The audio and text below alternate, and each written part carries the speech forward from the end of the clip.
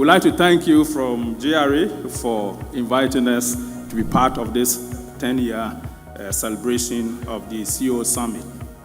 10 years of this summit is a real accomplishment. And I would like to begin by acknowledging the executives and all the partners who have made this forum a better one that you have built over a decade. Indeed, it is not easy to keep a platform which is so relevant like this for a decade. It is an enviable, therefore, commendation to you and your vision that this event is now one of the greatest showpieces on the business community's calendar for Ghana.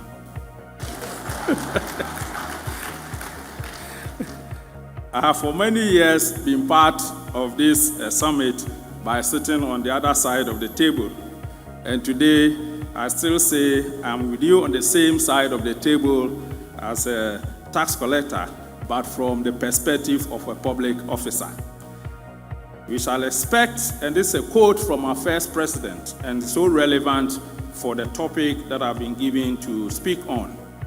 This is taken from the 7-year development plan in the 60s. And the president said, we shall expect from each citizen a maximum contribution to the national economy according to his or her ability. It is the contribution which each of us makes to the nation that we can expect to share in the material gains which the development of the economy makes possible. Your Excellency, I believe that this quote from our first president is still very relevant in our time, especially under your vision and leadership of the reset agenda to transform our economy and develop the nation. The transformation and development of Ghana rests and thrives on the provision of relevant enablers, including infrastructure, energy, well-trained and equipped workforce, and efficient public services, among many factors. Our aspiration for a reset and transformed economy is not attainable if we fail to mobilize the needed domestic revenue as one of the most important catalysts for our national development. In this respect, Your Excellency, the topic that I've been asked to speak on this morning, revenue mobilization, tax reforms, digital compliance, and the larger question of how these three mutually enforcing objectives collectively strengthen the fiscal foundation for industrial growth and economic transformation is not only appropriate, but also timely. In responding to the matters on the topic, Your Excellency, I'll take it from 4 angles in the perspective of tax administration. The first is fairness, that the tax reform that we are undertaking should not primarily be about extraction. The second is capability, that technology is now available for us to change structurally what was not possible yesterday. And this, I believe, also resonates with the point made by the governor and also by my colleague from Deloitte to say that we need to improve our tax revenue. And the third is our productive economy, that a credible tax system is in itself a factor of production for the Ghanaian industry. And finally, I'll speak on sovereignty, that the alternative to mobilizing domestic revenue is dependence on financing that is no longer reliably open or available. Your Excellency, I'll turn to the first one, fairness.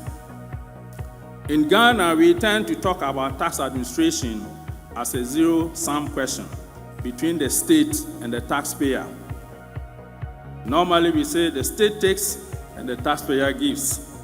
The conversation is about how much and how reluctantly. This framing is so deeply embedded in our public discussions that we sometimes forget that there's other ways to look at this subject. What tax administration really does is to decide how the cost of public goods gets distributed across the productive sector. In an economy where comparably with our peers, our tax to GDP ratio is lower, and where compliance is exception rather than the rule, the compliant business pays its share while the non-compliant business does not. The gap between the two becomes a competitive penalty paid by firms that are actually doing the right thing, and our reform must change this. The story we tend to tell ourselves is that tax reform is about asking those who pay to pay more. And I believe most of you in this group will say that GRA, we are always on you. This story is changing, and we are changing in your direction under the leadership of His Excellency. We want this era of tax reform to be about ensuring that those who pay are no longer We want this era of tax reform to be about ensuring that those who pay are no longer being outcompeted by those who do not. This is a deliberate posture underpinning the tax administration we are embarking on.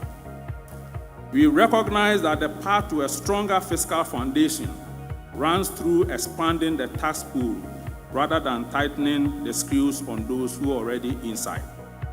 And Your Excellency, I want to acknowledge your support on this. Since you took leadership under this government, you have not introduced new taxes.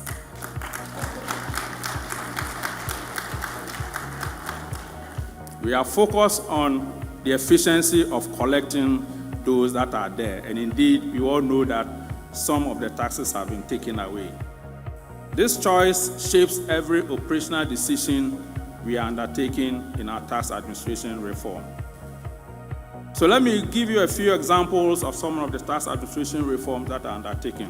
1, legal and regulatory reforms. Under the leadership of His Excellency and the support of the Minister of Finance, we are comprehensively revising our tax laws, which most of them are over 10 years, to make them relevant, practical, and up-to-date with our current requirements.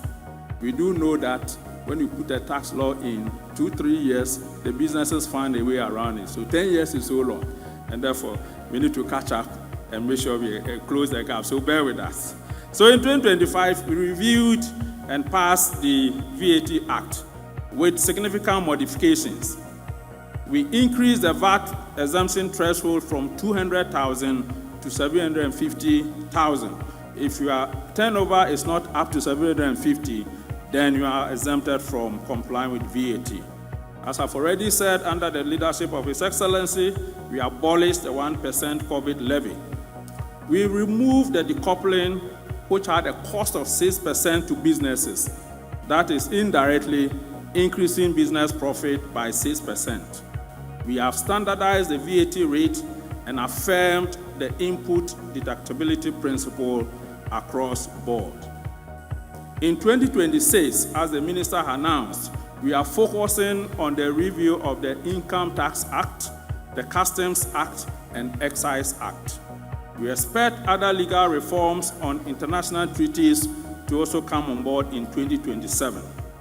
The legal reforms are not just about changes in law, but the administration that will enable businesses to flourish and through that increase the profit pie for the mutual benefit of business community and the state. In addition to the legal reforms, Your Excellency, in many ways, we've always talked about the informal sector contributing 30% to our GDP, but nonetheless, the contribution to taxation has been marginal. So we have embarked and we launched this last year in November to enforce and to apply the modified taxation scheme, which is designed to bring the informal economy into the tax system through a simplified, proportionate, and a fair regime rather than enforcement campaigns. Under this arrangement, businesses with turnover up to 500,000 Ghana cedis are eligible to pay income tax of only 3% on the turnover. And let me give an example. So if a self-employed is earning 200,000 Ghana cedis the whole year, the income tax that business or person pays is 6,000. And I believe all of you will agree that it's an affordable tax regime under the present leadership. It may look small, but the numbers are huge. For the next 3 years, we are targeting to bring informal sector operators close to about 2 million onto the tax net. And Your Excellency, that will generate not less than 10 billion Ghana cedis as part of our tax portfolio. The principle is straightforward. Those with smaller capacity should face a smaller, simpler obligation, but not a position where there's no obligation at all, so that together we can all contribute to the tax pot. Then, of course, tax education. We believe that the more businesses and individuals are better educated on tax matters, the more compliance level they could be. We are embarking on a 3-year strategy under the arrangement of sustained tax education to create more awareness for our taxpayers so that all of us together will be knowledgeable, will build trust, and together strengthen public confidence in the tax mobilization agenda.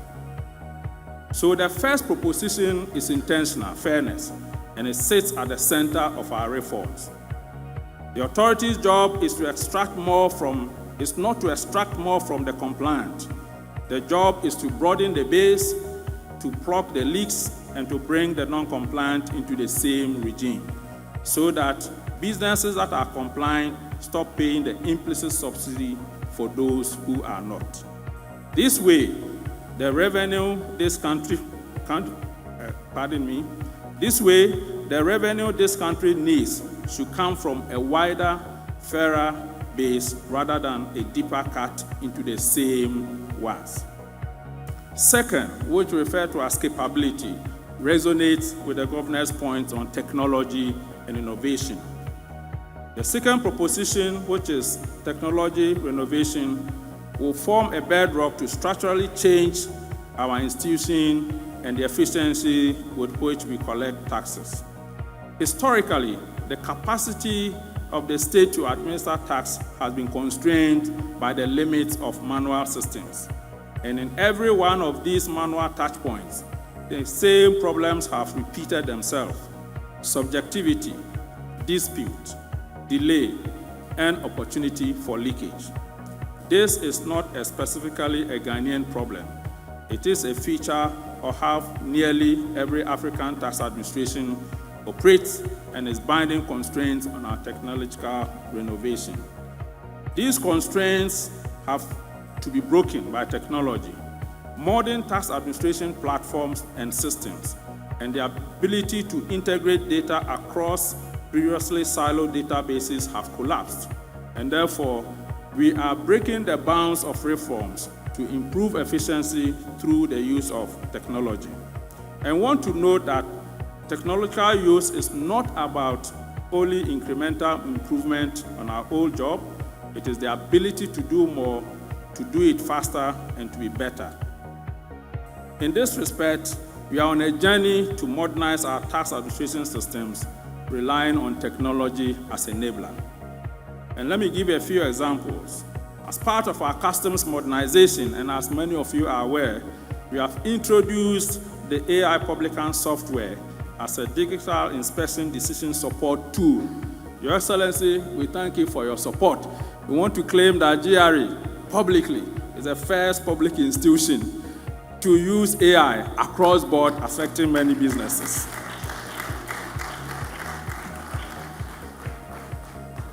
The purpose is to reduce human discretion, make faster assessment, create a fairer basis for all import assessment. Indeed, Your Excellency, the results for the first 2 months of deploying the AI is amazing and promising. In the month of April alone, we added 1 billion to our revenue generation for customs. And Your Excellency, we are on course in the month of May. The results as of yesterday is showing that we are going beyond 1 billion for the month of May.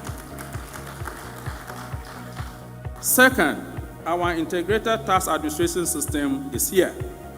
For many years, we've operated on a domestic system which is challenging. This was a 2-year project conceived in 2021 with a deadline of completion in 2023. Apologetically, we failed. The deadline was moved to 2024 December, and again we failed.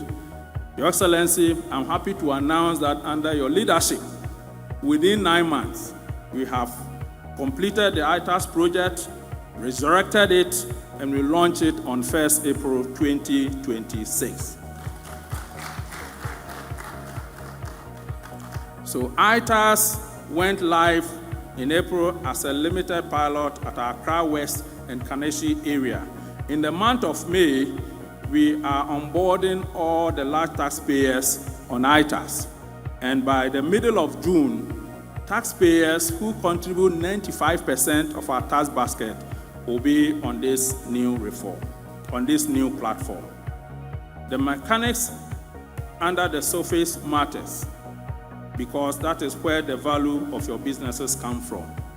ITAS is a simple platform onto which we are integrating data that has historically lived in fragmented systems. ITAS will integrate with the Registrar of Companies and Registrar General's Department. As you register a business, automatically you will be in the GRS system. ITAS will integrate with SNIT. So for those who pay SNIT, pension is important, but do not pay taxes so we can build the roads and schools. ITAS will help us find you. We are integrating with National Identification Authority. So again, for individuals and the modified taxation, we are able to see that. ITAS will integrate with the Passports Authority. We found so many Ghanaians with assets and income outside the country. And we see that you register with your passports, actually, when you're opening the accounts. So ITAS will help us find you. It's simple. If you have paid the taxes in those countries, no problem. If you haven't paid and you need to pay something in Ghana, you will help us to pay a little quota. So I'm sure last year we wrote to about 1,000 of our high net worth. So if you receive it, it's a friendly conversation. We thank you for paying, but we will increase the number going forward. So you see that going forward, data is a key in our technology drive to find those who are paying and who are not.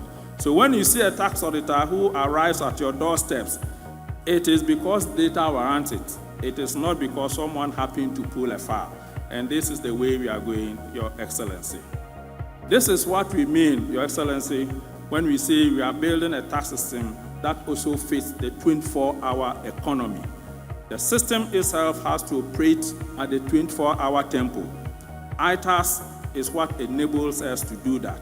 Therefore, I call on you, CEOs and business executives in this room, with your finance team and your advisors, to understand ITAS, to embrace it, and let's work through the change together so that we can collectively raise the necessary revenue. Of course, there are other technological modernizations that is coming. Today, for our VAT, we know that for every 10 businesses, only 4 are paying the VAT.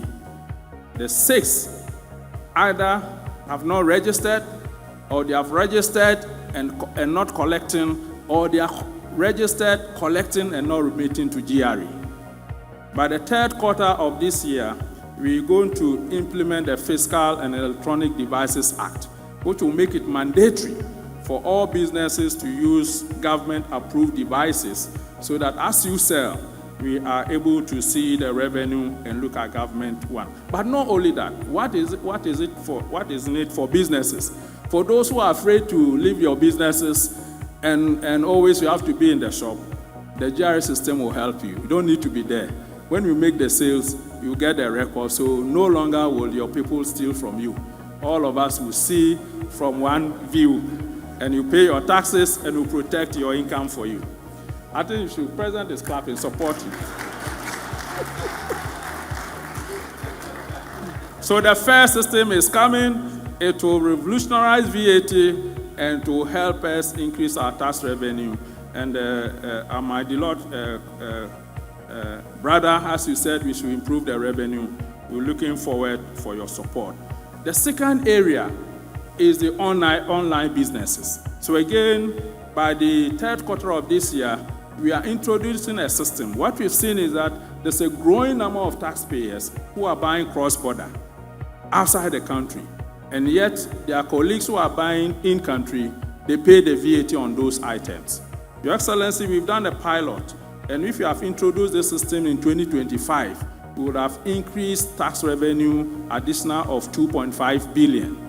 So Your Excellency, again with your support, we are implementing this system that will ensure that as you buy online, you pay your VAT, and gradually also move into the digital and crypto assets. We've seen a lot of people making a lot of money in crypto. So after the VAT, please expect us. We are coming there. The combined effect of our modernization efficiency of operations, the use of data to drive decisions, enhance our revenue mobilization. So that brings me to the third proposition, which is productive economy. And I want to shorten it by saying that in this situation, as businesses grow and we all work together as partnership, both the government, both GRA and businesses, as you grow, we thrive together to support you in driving your businesses and ensure that as the pie grows, we can also grow. Please permit me, let me make this important point. The fourth, which is sovereignty. So Ghana has spent decades closing the gap between what we produce and what we want to fund through external development financing. That arrangement has supported rare progress, and I do not want to be dismissive of it, but it is closing. Bilateral budget support has fallen sharply across the continent.